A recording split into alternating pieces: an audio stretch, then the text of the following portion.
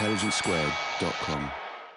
Right, I've got a copy of your book here. I want you to sign that, and then the best question gets this copy of the book. Okay.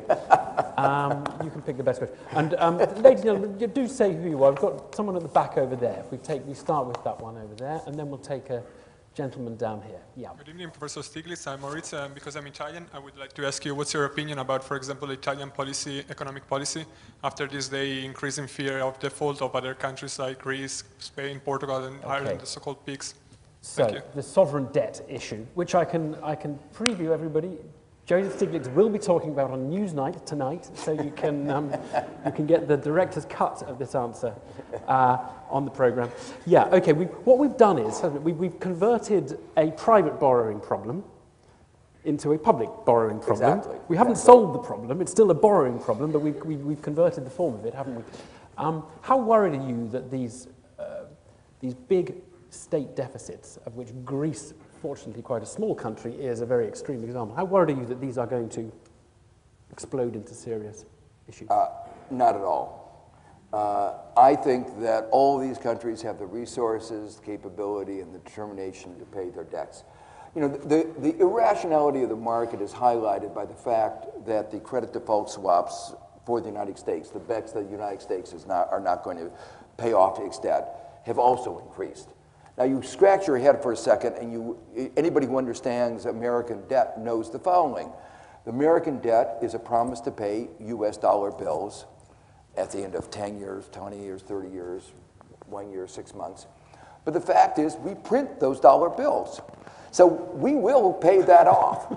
There's a zero probability that will happen. Now, you can bet on whether there's going to be inflation or there's going to be exchange rate, lots of other things to bet on the U.S. defaulting on the debt. No, that is weird. That is weird. And that highlights to me the weirdness of the financial markets. But it's not, unfortunately, Greece has no printing press in its side. Greece does not. It cannot print euros because that's in the hands of somebody else. No, but I mentioned that to highlight the irrationality of the markets.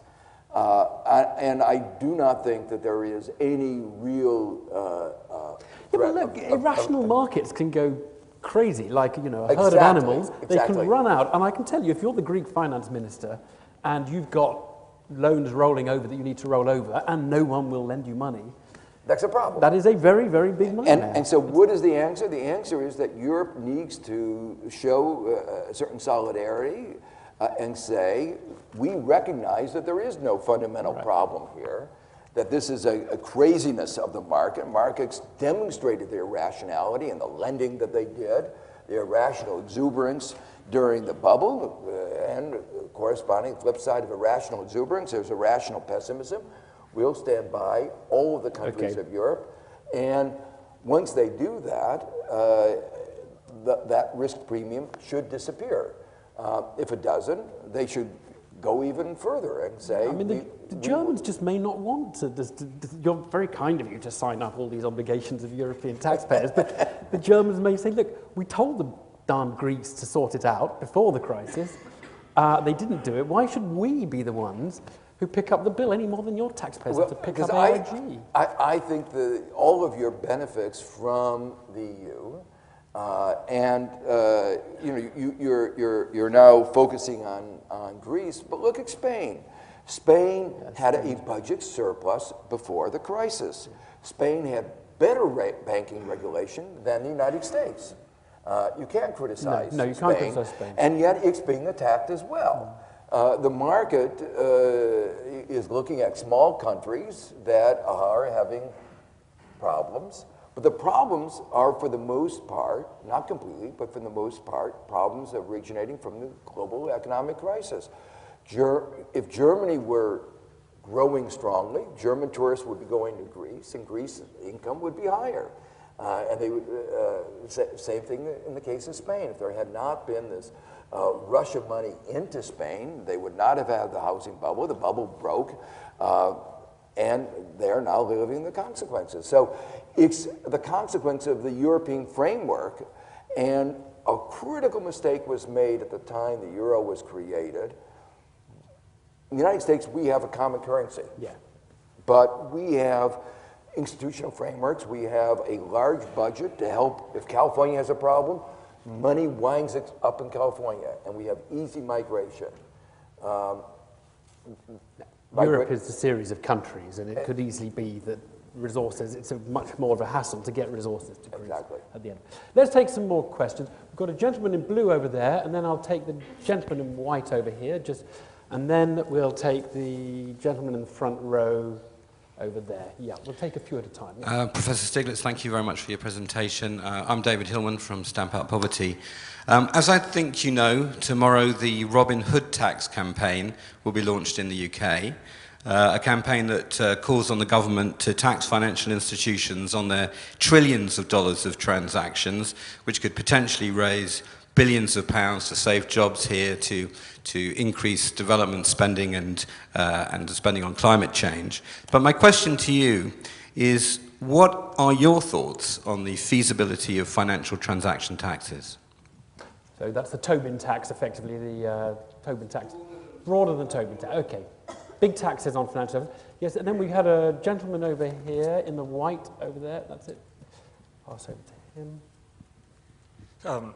It's an election year on both sides of the Atlantic, and it seems like parties on both sides, on all sides of the aisle, are falling over themselves to talk about how much they're going to cut. Even Obama is promising that he's not going to that he's going to freeze the budget except for sacred defense spending. Is this a prescription that you think makes sense?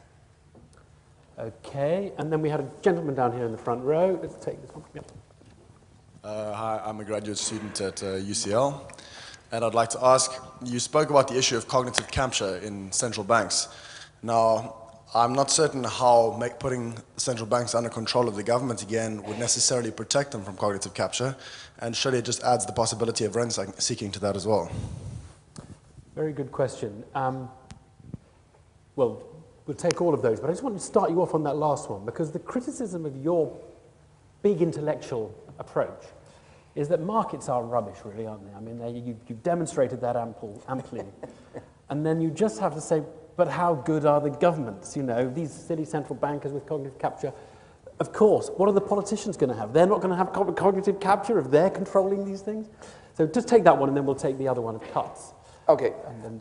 First, you know, the criticism of some of my work that I don't understand, you know, I'm very good at identifying market failure, but I'm a little bit less astute in talking about government failure. Let me say that anybody in America who's lived through the Bush administration understands government failure. So I really, you know, and feels it very, very strongly. So I do think one has to recognize that. On the other hand, what I do think is that if you believe in democracy, it is important to have systems of democratic accountability. And that, talk about the Federal Reserve, for instance, the Federal Reserve is not only independent, but the head of the New York Federal Reserve is appointed by the banks, effectively. And he is the bank regulator and the person who was key in providing money. Now that's really undermining democratic safeguards. So I think that there needs to be some systems of checks and balances, but in the end, one of the, you know, what we have in democratic elections, the most important factor determining the outcome of elections in most countries is the economy. And yet one of the main instruments for controlling the performance of the economy, which is monetary policy, is not in their hands, in an independent central bank. And this notion that we can't trust democratic processes in controlling monetary policy, I find very deeply troubling. Yes, there are flaws, but so are there flaws in taxation and flaws in the bailouts. I've described a lot of the flaws in the political process, but unfortunately, the alternative, I think, is even worse. Yeah, we had one about cuts in election year and the sort of transaction taxes. Let me, on the deficit reduction, I think it's premature to cut back on spending. that, in fact, deficit reduction now will lead to larger debts in the long run, because deficit reduction will lead to a weaker economy, tax reductions will go down, tax revenues will go down, and particularly if the reduced spending is spending on investments in education, technology, infrastructure, and those things, you don't get the future tax revenue that you would have gotten from the growth that generated by these investments. I do think the implication of the large deficits is that we have to think much more carefully about how we spend money. So I'm very critical of the hundreds of billions of dollars that we spend in the United States on weapons that don't work against enemies that don't exist. We get neither security nor economic growth. So that seems to me a good target for cutting and reallocating that money to investments that will lead to higher growth and therefore lower national debt in the long run. The final question on the broad issue of taxing the financial sector, I'm a very strong supporter of that for the following reason. We have an overblown financial sector.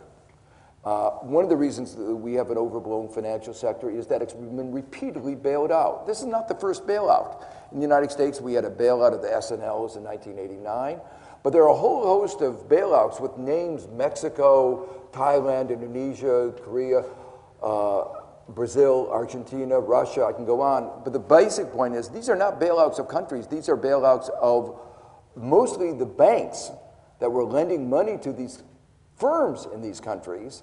When the firms couldn't repay, the debts were turned over to the government. The government then borrowed money from the IMF, and then they had to repay it, but the money went to the American and Western banks. So these were bank bailouts. So it's not charity by the American government to help the people of Mexico. It's about bailing out the bank. So you would really think that they should pay their way with sort of, in the good years, paying a tax that would sort of, if you like, build up the pot, which can be spent in the bad years. Yeah. But isn't Obama doing that? He's got a sort of insurance levy. And, but it's too small. Right. And, but he's also pointed out another thing, which I think is very good. He recognizes that the risk to the taxpayer is larger when you have banks that are too big to fail, too big to be managed, and that the risk is larger when there's higher leverage. So he's trying to shape a tax that is targeted, not as finely as I would like, but targeted towards the bigger banks and targeted to the more highly leveraged institutions. They ought to pick up also those that are, leverage ought to include credit default swaps and all those other risk-taking activities. Let's take some more questions. We've got a gentleman here first, and then we'll take the gentleman over there, and then we'll go into that little portion over there. Yes, sir. Good evening. My name's Adrian Carey. I mean, one of the issues must be that the big global banks just really are far too big to fail. One of my concerns is the governments around the world don't seem to be doing anything about it. Is that more a function of the lobbying power of the banks? Can they be broken up into clearing banks and the gambling casinos that the investment banks are? Okay, because we've got to do something. The reform debate about what we do. Let's take the gentleman there. Yeah, hello, my name is Matthias Dackel. I'm currently graduate student at ECP Europe. And first I want to thank you for being here, very interesting views. One topic we haven't covered yet is China. In a kind of improvised video interview during the World Economic Forum in Davos, you said something about China, that it's pretty well set up to face the crisis, but given the fact that the economy could just grow due to very huge government stimulus, what do you think, like, how will China develop in the future, and what will be the impacts for the world economy, especially in terms of an asset bubble in China and effects on commodity prices? Very small question. And let's take a. There's a little cluster of people around there. Let's just take a few from there, and then. My name is Juliet Jowett. I'm an environment journalist, which is related to this question. Given that you have some fundamental criticisms about the dominant economic system, what are your views on extending it, as is widely proposed now, to environmental issues, particularly climate change and biodiversity? Were you on the International panel for climate change. Were you Yeah. on the IPC? Yeah. You were on it. Yeah. So what about extending the market system, I imagine through cap and trade and such No. like, to the world of environmental bads? Yes, and let's take another one from that cluster. There were 7. Okay, one last one. I'm Michael Welling, I'm a psychologist. I can explain my bias. What I'm intrigued by is, what can we do about it for real? If we look at history, the thing that stands out to me is Germany, Argentina a few years ago. Inflation is the simple solution. It's a horrible one, but we just have 500% inflation, and the bank debts go down to 20%. It's almost like that's the elephant in the room, and we keep pretending it isn't there, but actually, that's really what the governments are trying to achieve, isn't it? Yes, up to a point. And let's just take one more, because we can then just rattle through. And I'm going to force you to be very quick on the answers. Yeah. Is there not another one in there? Yes, there's one just there next to you. There we go. That's it.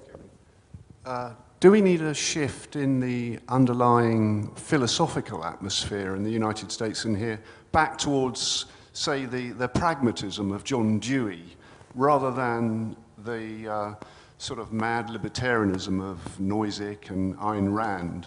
Because you suggested in a way that economics is a sort of subset of philosophy and economic ideas gather ground according to the sort of philosophical milieu that prevails, and it's hard to imagine how you would get back to pragmatism. Seems a little bit dull in a way now. Perhaps less dull now. Yeah. maybe just take but keep it fairly tight because there are other people. Just comment on some of those. Very quickly, I do agree that there's a serious problem with too big to fail banks, and one of the things I very welcomed was the initiative of Obama of what called the VOCA rule to do something about the too big to fail banks.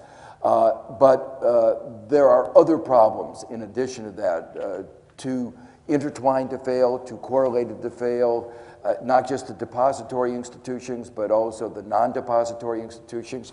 I think it's absolutely essential. And I agree with Mervyn King, if you're too big to fail, you're too big to be. But unfortunately, most of the political leaders, for obvious reasons, have not been willing to do anything about it. It's interesting that the economics profession outside the financial institutions, by and large, takes that view. Almost unanimously. It's quite a big mismatch when you talk to the city economists and the non. Yeah, I mean, because it's such an elementary issue of incentives. If you're too big to fail, then you have incentive to gamble, because if you gamble and win, you walk off with the profits. If you gamble and lose, the government picks up the tab. Why not gamble? And so it won't be the solution. No. I mean, I'm saying it's not the only problem, but it's a problem that stares you in the face. That why not do something about this? And no evidence that these big banks bring any benefit that's anywhere commensurate with the risks that they bring, and that's why there's a consensus on that. On the China question. China was, you might say, the best student of Keynesian economics. And it really feels good to realize that there's at least one country in the world who studied our textbooks. They had a very big stimulus, and it worked.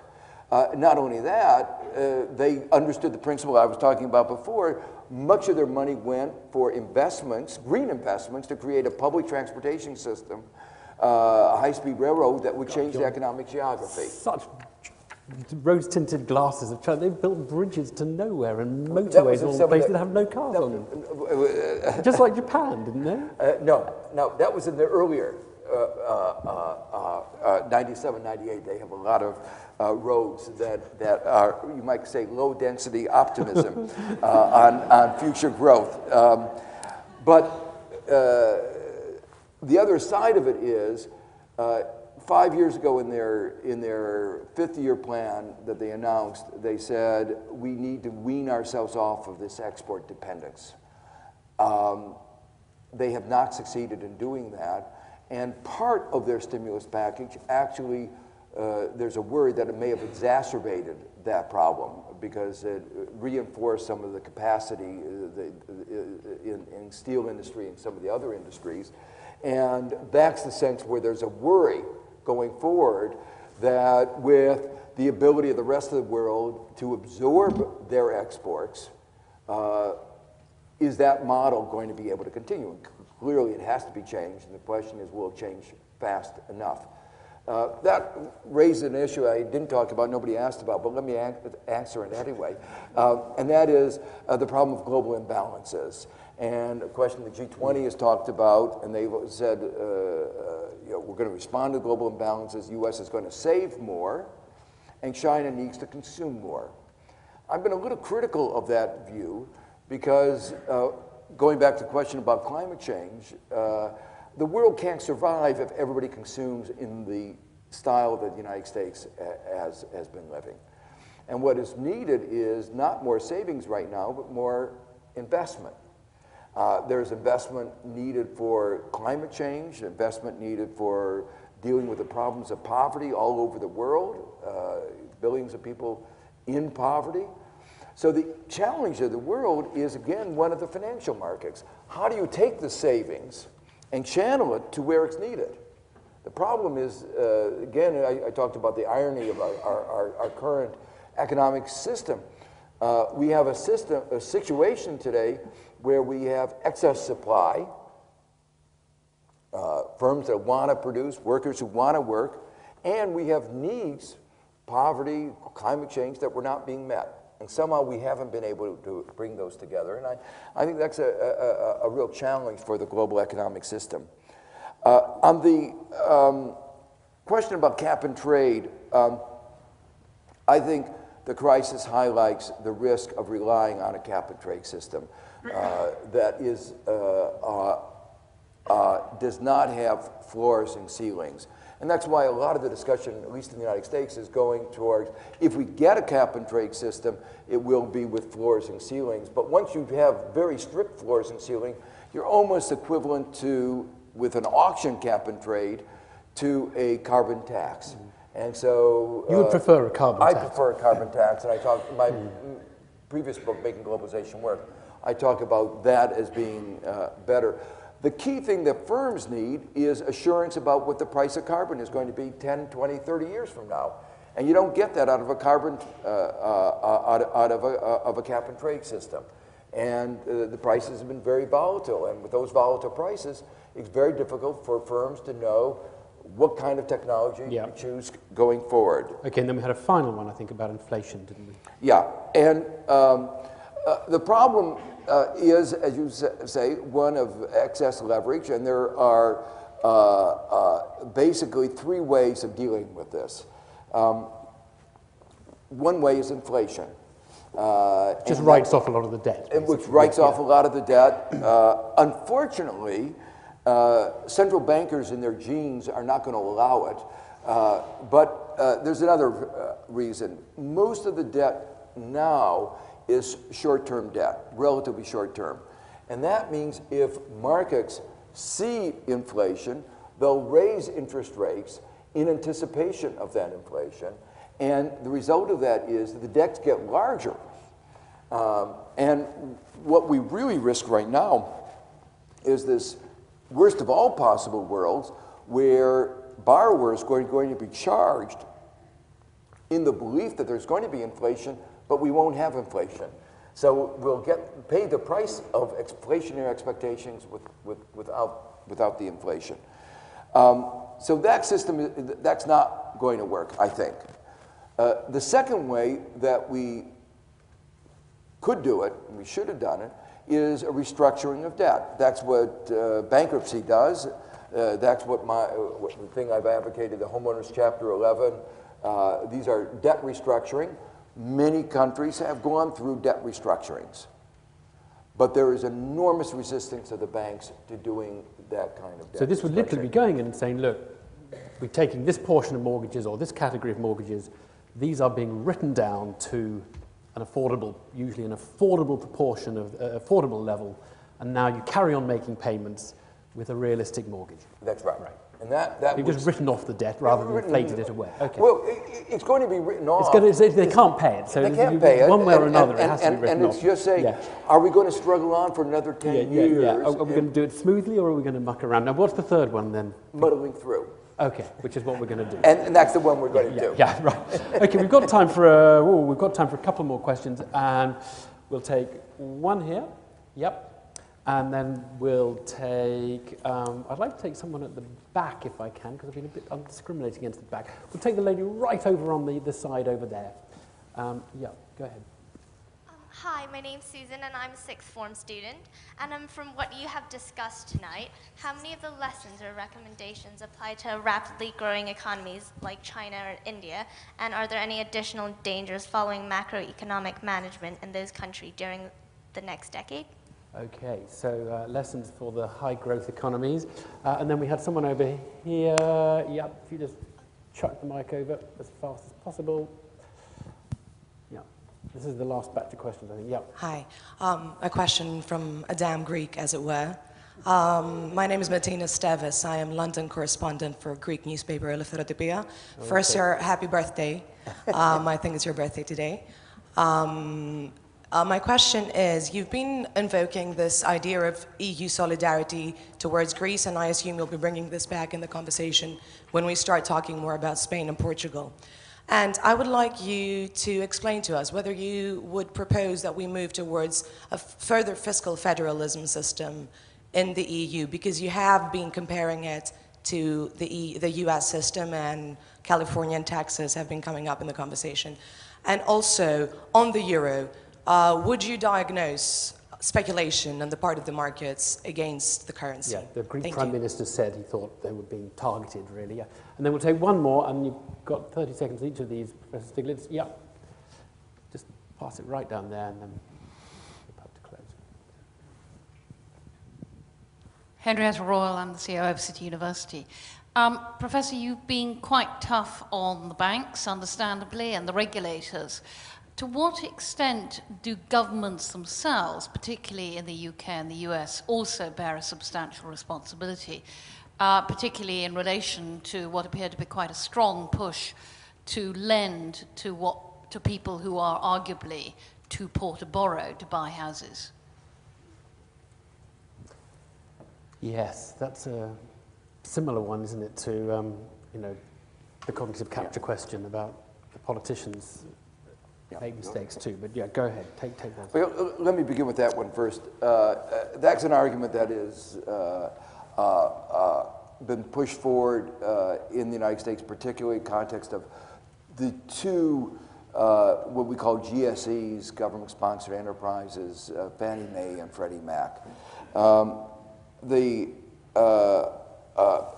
point to remember is that Fannie Mae and Freddie Mac were private institutions. They were privatized almost 40 years ago, more than 40 years ago, in 1968. So they always were, throughout this period, they were private. Now, I wish it were the case that government saying to the banks, we think it would be nice for you to lend to poor people, would lead them to behave in the way that we want. Right now, we would give a speech and say, we wish we would lend to small and medium-sized enterprise, create jobs, and then, lo and behold, we would start having a burst of lending and our economies recover. The fact of the matter is that banks have never listened to speeches. They are responding to incentives, or distorted. You know, they had incentives for excessive risk-taking, incentives for short-sighted behavior. There is no evidence in the United States that the mess that the banks got themselves into had anything to do with any speech given by anybody about lending more. In fact, in the United States, we have some evidence that there was a part of the lending that went to what we call CRA, Community Reinvestment Act, which is money channeled into inner cities. And the default rate on that is lower than on other parts of the lending. So the lending that had you might say, a social objective that was a little bit forced on them actually did better than the other lending.